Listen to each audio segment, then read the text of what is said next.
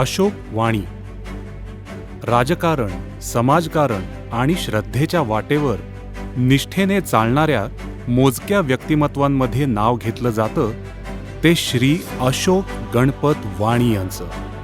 29 February 1952 हा दिवस जळगाव जिल्ह्यातील रावेर गावासाठी विशेष ठरला.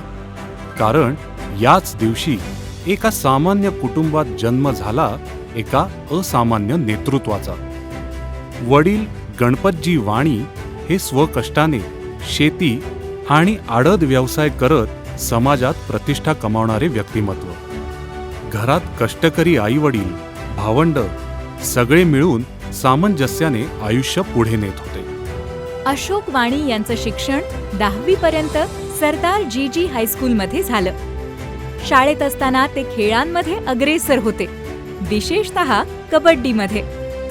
खोडकर असले तरी मनाने हळवे आणि नजरेत आपुलकी असलेले. शिक्षण अपूर्ण राहिलं, पण अनुभवांच्या शाळेतून ते खऱ्या अर्थानं घडले.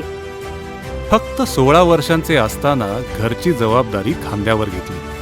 शेती, आडत दुकान आणि त्याचबरोबर आयुष्याच्या प्रत्येक अडचणीशी भिडत त्यांनी स्वतःचा मार्ग शोधला. त्यांचे वडील आबा हे त्यांचे प्रेरणास्रोत. आबांच्या निधनानंतर घर, व्यवसाय, शेती या सर्व जबाबदाऱ्या त्यांनी समर्थपणे पेलल्या. त्यांच्या आयुष्याला दिशा दिली त्यांच्या सहधर्मचारिणी सौ वैशाली वाणी यांनी. स्वभावाने शांत आणि संयमानं संसार सावरणाऱ्या वैशालीताईंचा सहभाग आज त्यांना यशस्वी कुटुंब प्रमुख बनवतो. त्यांना 3 अपत्य, 1 मुलगी वैद्यकीय अधिकारी आणि 2 मुलं व्यवसायात हातभार लावणारी. हा त्यांचा खऱ्या अर्थानं संपत्ती संग्रह. सामाजिक आणि राजकीय कार्यातही त्यांचं योगदान लक्षणीय. 1985 साली ते नगरसेवक म्हणून निवडून आले. पुढं त्यांनी उपनगराध्यक्ष पदही भूषवलं.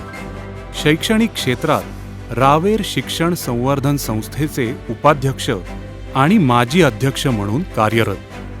धार्मिक कार्यात त्यांनी विविध मंदिरांची स्थापना करून भक्तिभावाने सेवा केली. त्यांचे मित्र राहुल चौधरी, सुधाकर महाजन, चंद्रकांत चौधरी आणि इतर यांच्यासोबत धार्मिक पर्यटन आणि सेवा कार्यात सहभागी झाले.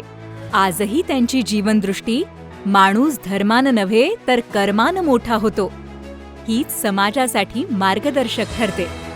कृषी उत्पन्न बाजार समितीमध्ये आडत दुकान आहे. माझ्या वडिलांनी 1991 साली ते आडत दुकान सुरू केलेलं आहे.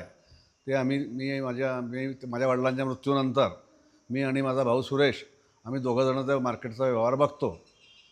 हे करत असताना सामाजिक कार्यसुद्धा माझ्या हातून खूप घडत असतात. गावातले काही कोणाचे लग्न समारंभ जुळवणे, कोणाच्या काही तक्रारी असल्या तर लोक माझ्या वडिलांकडे येतो, तसं त्याच्यानंतर ते माझ्याकडे येतात. गावातले काही कोणाच्या समस्या असल्या समाजातल्या त्या सोडवण्याचा मी प्रयत्न करतो. जवळजवळ त्याच्यामधलं 100% यश मला येतेच. अशोक वाणी हे केवळ नाव नाही तर एका संघर्षमय, समर्पित आणि प्रेरणादायी जीवन यात्रेचं प्रतीक आहे.